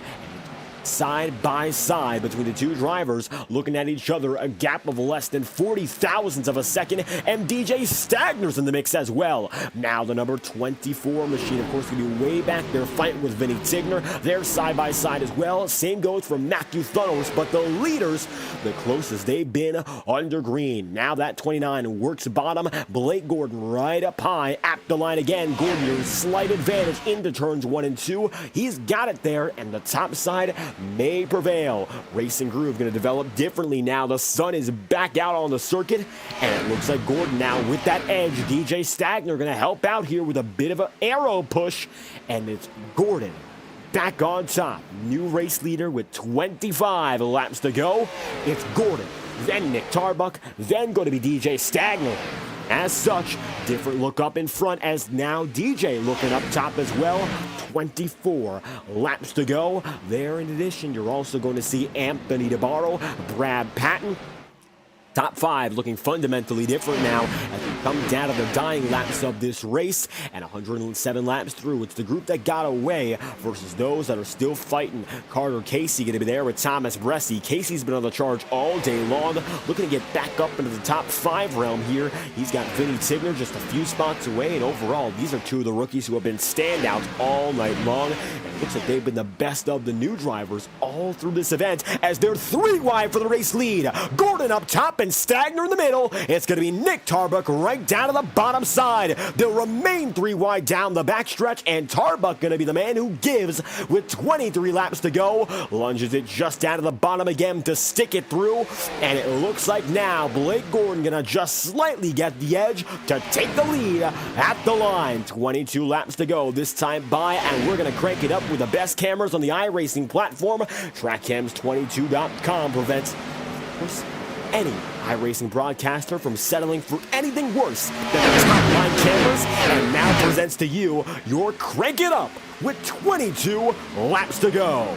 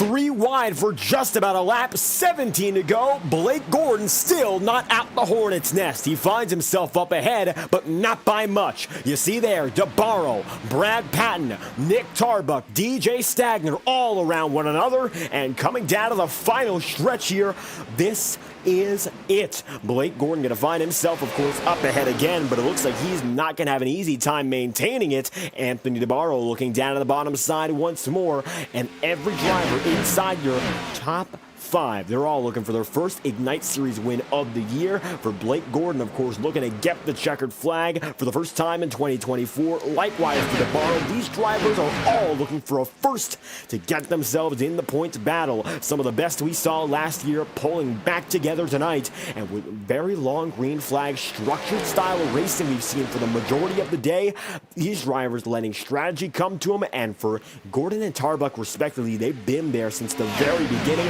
For Brad Patton, he's made strategy absolutely his biggest advantage. He's been able to use it all throughout the day to consistently gain positions, and now he's here with Anthony DeBarro, a big gaining driver as well. For the driver, the number 27, a matter of fact, he started this race in 20th. He's up in a second. For Brad Patton, started 42nd. And he's up here in 4th. The biggest mover by a long shot. He came from outside the top 40 to run inside the top 5. And now with 14 to go, coming down to a baker's dozen next time by. There's no telling which of these drivers gets the race win. Even Braxton DeWeese in the mix now. And he finds himself ahead of DJ Stagner with Vinny Tigner just outside the race leading battle, trying to find an opportunity as the number 12 works way down low. It's going to be the Spotify Ford Mustang down to the bottom side, looking to make something happen.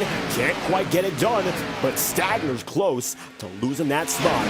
Luckily keeps it all together, and as they come around again, side by side, 2 by 2, Anthony DeBarro looking low for the race lead, and it's the best opportunity he's had once again since they went 3 wide for one entire lap. Now down the backstretch, DeBarro's got the low groove, lunging in once more. Blake Gordon goes up high, and he's going to end up going multiple grooves up top and gets it going once again. Gordon retains the lead. DeBarro still down on the bottom. Make it a dozen laps to go. Still with them, Brad Patton, Nick Tarbuck, side by side, 2 rows deep. Even Braxton DeWeese is still in the mix. And also Stagner and Tigner right behind as well. By no means is the fight over, but right now, I think the advantage still lies with that number 19, Gordon, entertaining the opportunity that, of course, these drivers are going for, but I think he's saving up a little bit more than these drivers behind him are. They're all using it up 110% on every lap, and it's becoming more and more obvious that's what's going on here.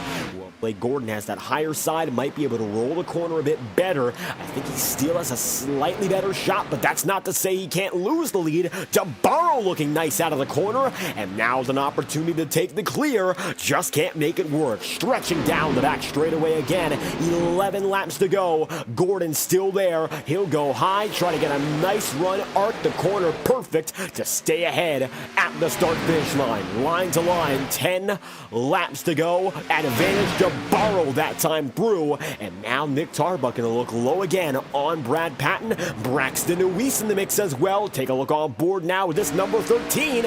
He's inside the top 5, and your top 5 drivers are separate by a quarter of a second.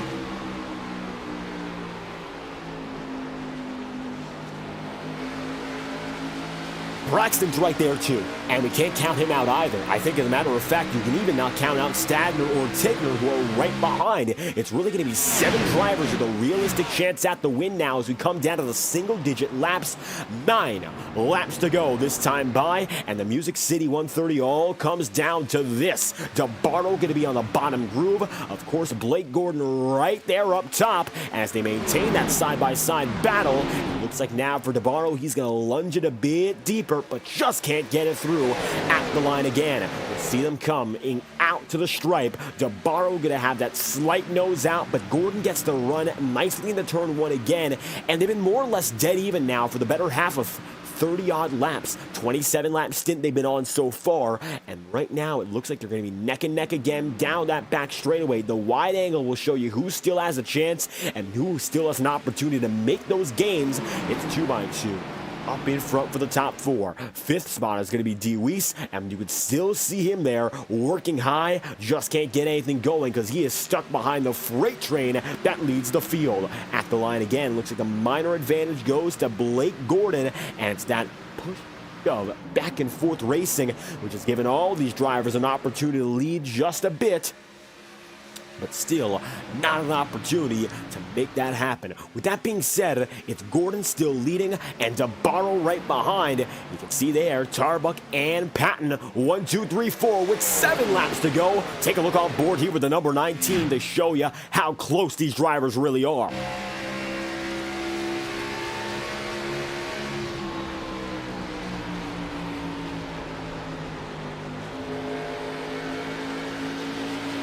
Gordon here still going to maintain the top side. I don't think the gap between these drivers has been less than 1/10 of a second as Nick Tarbuck goes down to the inside. Here comes the 21. And of course, many more with them. The 29 looking low. DeBarro in the middle. It's a multi-driver push. And you see Tigner in the 12 as well. Now they're beating and banging. DeWeese, Patton, Tarbuck up in the wall. 5 to go. Yellow flag is out. And we will be headed into iRacing overtime. All good things must come to an end. The battle ends up with tensions flaring, and now multiple drivers with such speed, they're taken right out of it. Caution will fly. Here's an instant replay one more time to show you what got us there. You see already there was contact, but that doesn't really show you exactly what got us there. That's just the impact. Here we go, 30 more seconds back, and we'll show you, of course, the reasoning behind this incident as we take it back from a wider angle shot and give you a little bit more of an explanation. It looks like the skies are fully clear here in the virtual Nashville SuperSpeedway, and of course it's that risky move. Tarbuck down to the bottom side, and Braxton Weiss right there with. This is going to become very tight. I mean, it looks like Patton, a little bit of contact, then DeWeese there as well.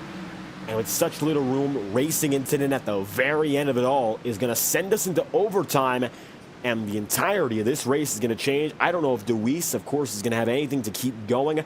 I don't think Tarbuck's going to be a race-winning contender any longer. And in the blink of an eye, it's going to be a race that shifts up entirely. Take a look back up in front.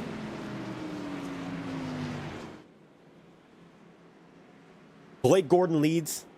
DJ Stagner in second. Third, Nicholas Cohan. Now, we got a little bit of time before we get back to the coverage here, so we're going to go and run through your top 10. It's Gordon first, Stagner second, Nicholas Cohan third, and Matthew Thunhorst then in Thomas Bresci 5th, and Rob Ackley 6th, with Tim Rogers 7th, and Timothy Johnston then 8th, Ryan Potter and Boomer Logan there in 10th. Once again, we'd like to thank Next Level Racing for their continued support of the Integrity Racing League and the Integrity Ignite Series, and we hope you continue watching as the Music City 130 is heading into iRacing overtime. We'll explain what's going on with the format here for the Ignite Series as we head into our green-white checkered procedure after the following message. Check out nextlevelracing.com after tonight's broadcast, and we will return after the final message of the night.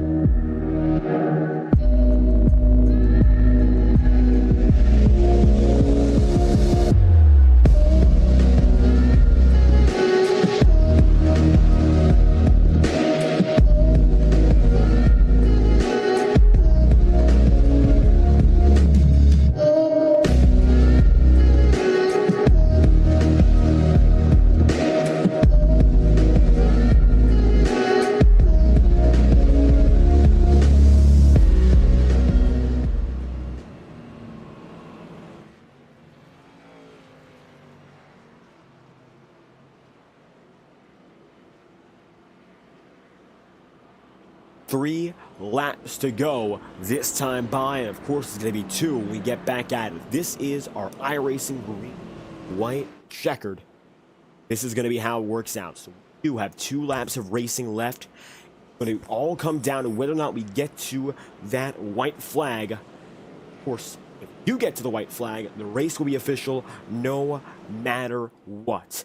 That being said, white flag, race is official, no matter the circumstance. However, in this case, if we are to get anything, any caution before the white flag, then the race will be extended for an additional green-white checkered finish. It's going to be mandatory, of course, for up to 2 more attempts. This is your first of 3, which we have available. And with that being said, I don't think any other driver wants to go further than where we have. Clear skies for the first time tonight.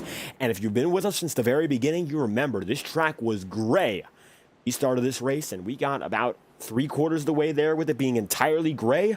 That's no longer the case anymore. Now, we're looking at a much nicer circuit, and it's going to be the perfect conditions to finish this night off. 3 laps to go, 2 laps of green flag racing. When we get down to 1 to go, that's when the race is official, and the checkered flag will be up next. This is your green-white checkered procedure here in iRacing, and we are set to put it into motion. 1 attempt, the first of which here in the Nashville SuperSpeedway.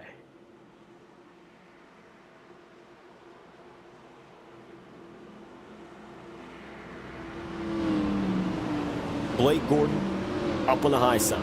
As it stands, DJ Stagner right there below, first and second respectively.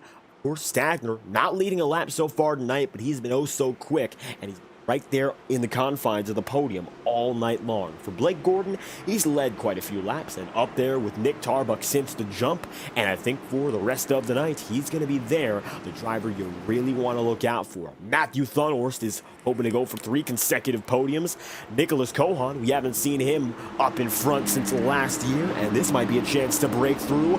Many storylines all converge at the start-finish line for a green-white checkered attempt here in Nashville. Green flags out again with 2 laps to go. Gordon gets the jump. Stagner due to follow.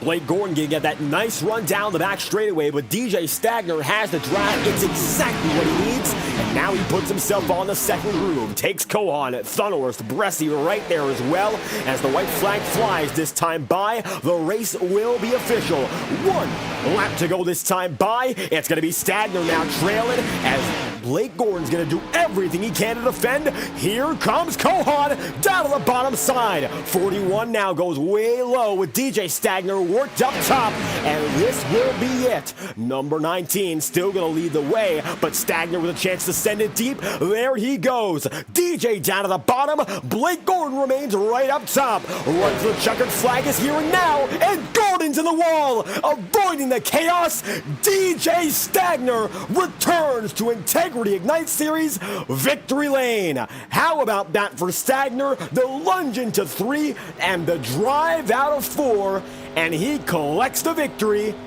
in Music City. Thunhorst continues the podium streak. Cohan going to be then in 3rd, and it's Blake Gordon who finishes then in 4th. Damage for Gordon, and I'm sure he's as frustrated as ever.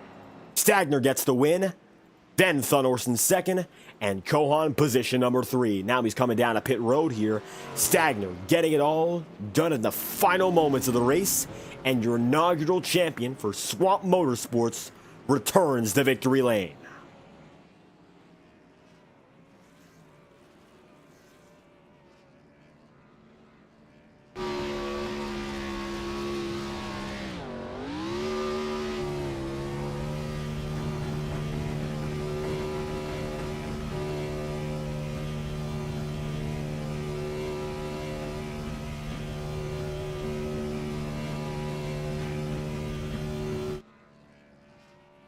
DJ Stagner going to continue to burn down the house, the 64, celebrating with Ryan Potter, and following the number 99, his teammate, back to pit road. Checkered flag is out. Stagner going to win. Then from there, of course, Thunhorst and Cohan. What a top 3 it was to finish off the night. Stagner going to continue burning it down here, and you can see the smoke billowing from that 64 as Ryan Potter comes alongside to celebrate. I think now they're going to make their way down to pit road and pull in one final time. Maybe a little more celebration before all is said and done, though. See how far they are away from the start-finish line, so this will be a very slow roll.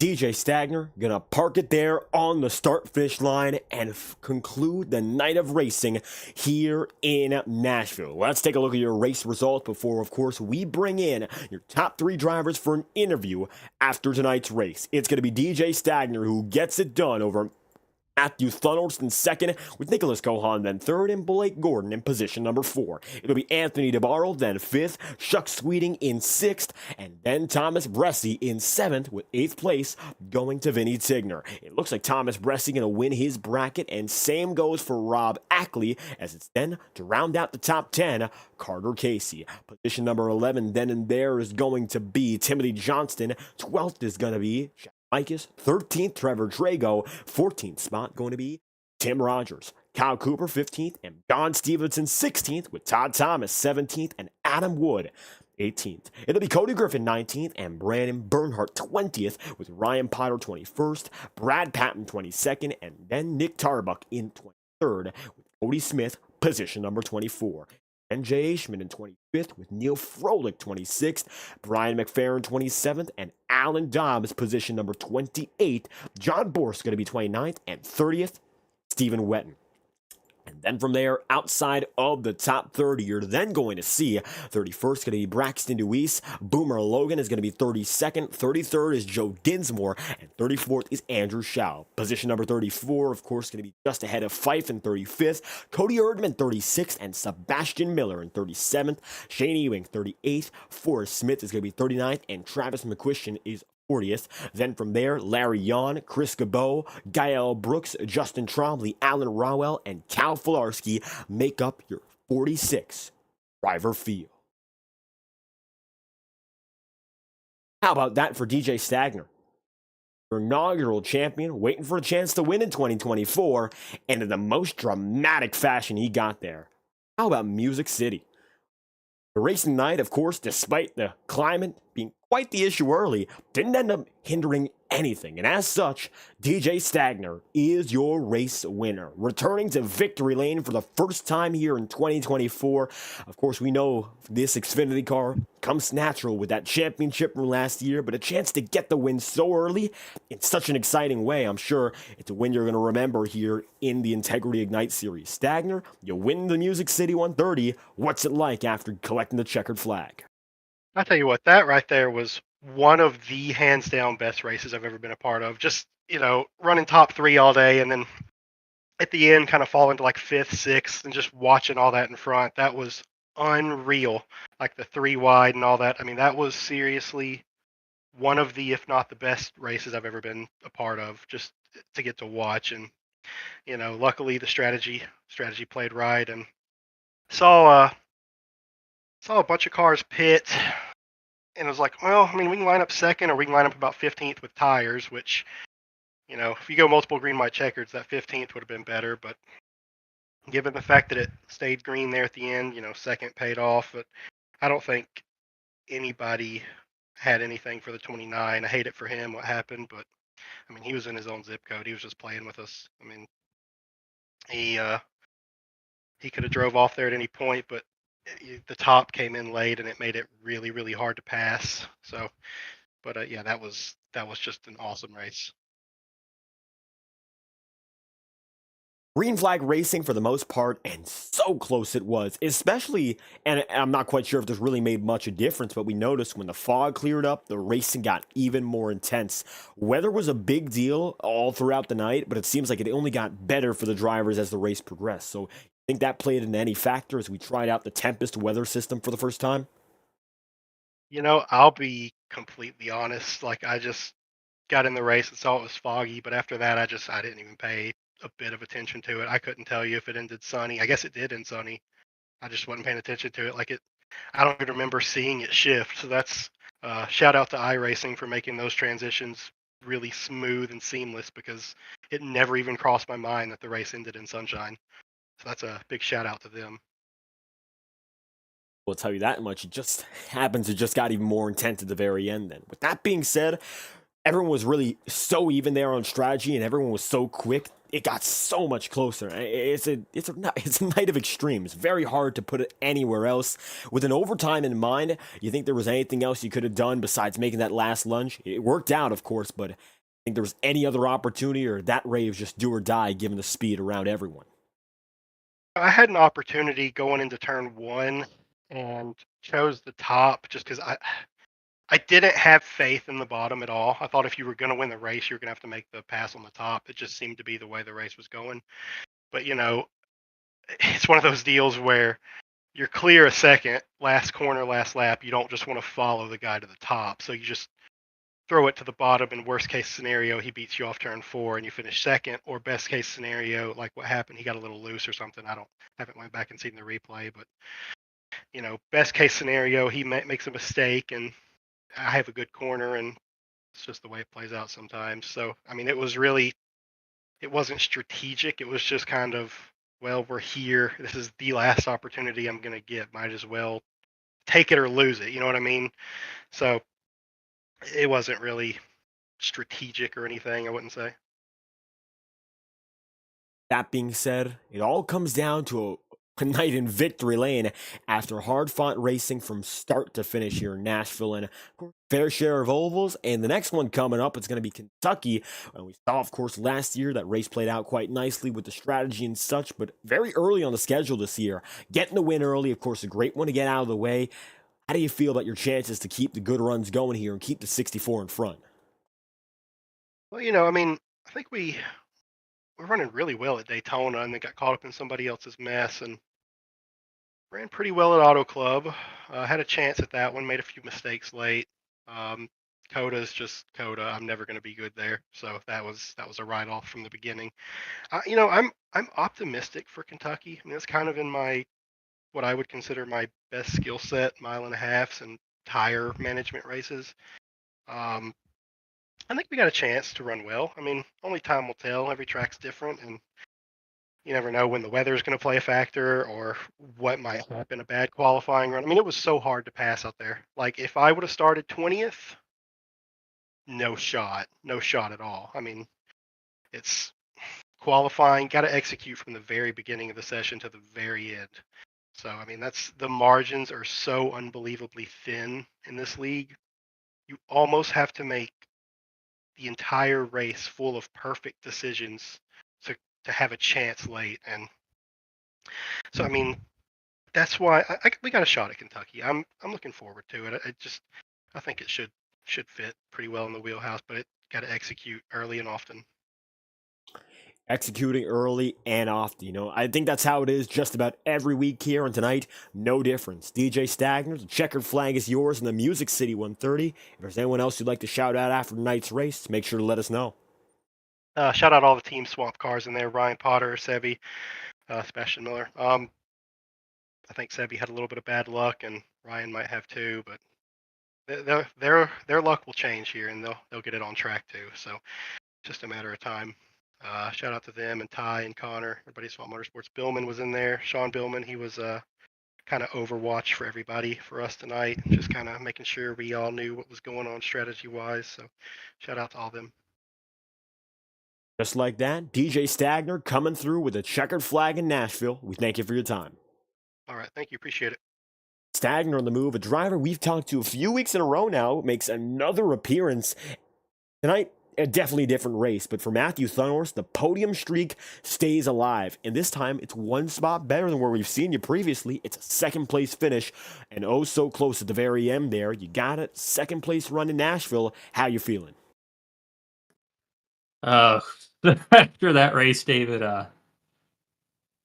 I want to be happy, but I'm so disappointed in myself with and that might sound crazy, but it's, after watching them all mix it up and being up front and just continuing to fall back there throughout the race, it was, I probably at best was maybe a top 10 guy. Probably should have slid back to 12th or 13th or something like that, maybe even, but, I just got really lucky that fortune smiled upon me there, and um, well, the one thing that helped me to make that call to stay out was when I watched, I think it was Stephen Witten do it on the halfway point, and I'm like, he held on for 2 good laps there. So, if not for that call to stay out and being able to start behind Blake, I got really lucky. They wrecked out of 4, and I got a contact for it. I almost got spun, but I was able to keep it straight, and I purely looked in the second because I didn't earn this one in the slightest. So it's just frustrating that I feel like I should be out here competing for top fives and deny it. It's just I didn't perform at all. I just lucked into this one with all the misfortune a lot of guys had or strategy. So it's mixed feeling. It's like yay second, but it's like yeah, he should have had a 1 before that too. Saw the attrition of the strategy so late changing drastically. And you mentioned how big it was for your success tonight. Were there any changes you made late in the going that you think propelled you up here?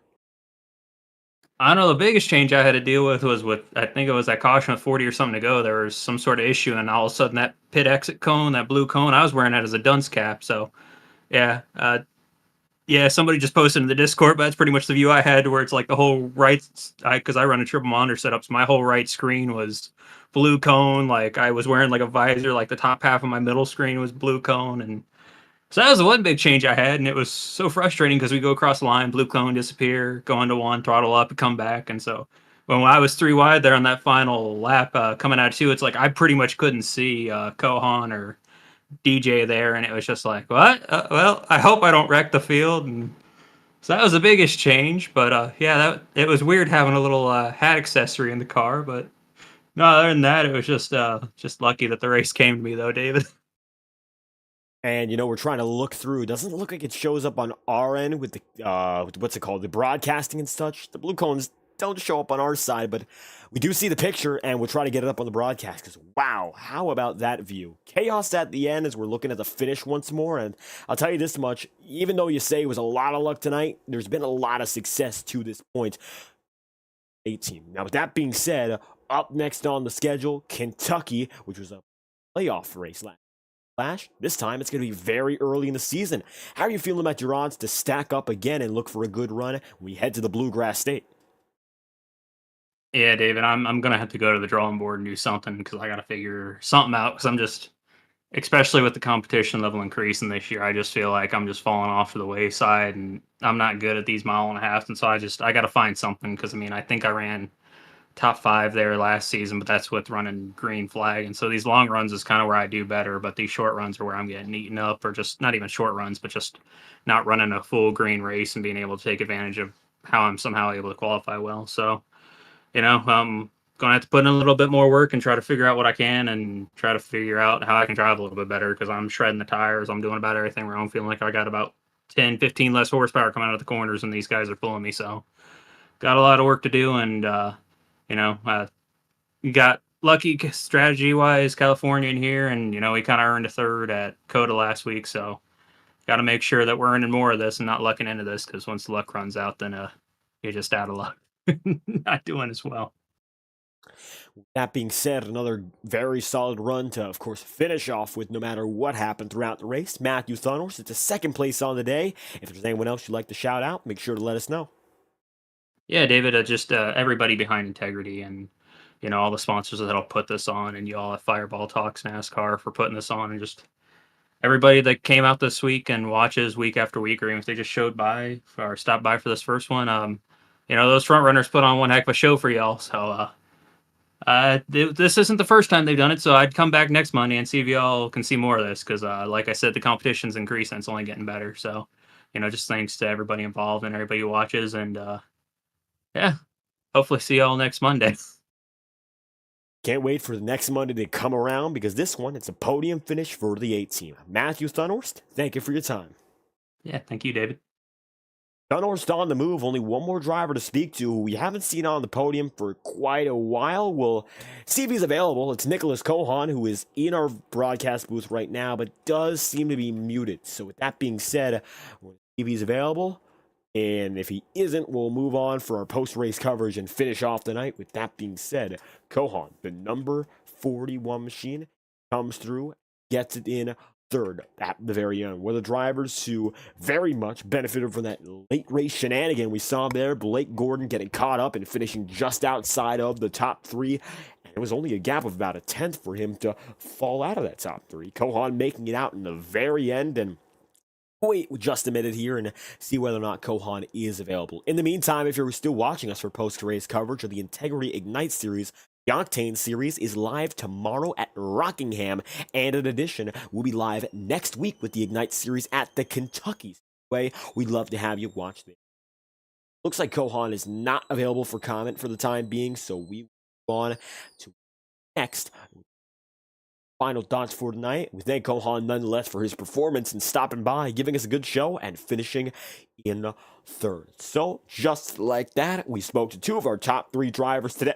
It's Nicholas Kohan who came through in third. Second spot goes then to Matthew Thunhorst, and DJ Stagner, the inaugural champion, returns to victory lane and gets it done here in Music City. What a race that was, with climate change, the overtime finish, and the last lap pass that set it all off at the very end. An exciting one through and through. We hope you enjoyed tonight's coverage. Of course, this was from the virtual Nashville SuperSpeedway. You're watching the Integrity Ignite Series, and this was the Music City 130, live exclusively on FTN. For more coverage, make sure to subscribe to the channel and like the stream. All support is greatly appreciated. I've been David Kreutz, your commentator and producer for tonight's event, and we hope you stick around for tomorrow's broadcast of the Octane Series at Rockingham and next week's presentation of the Integrity Ignite Series.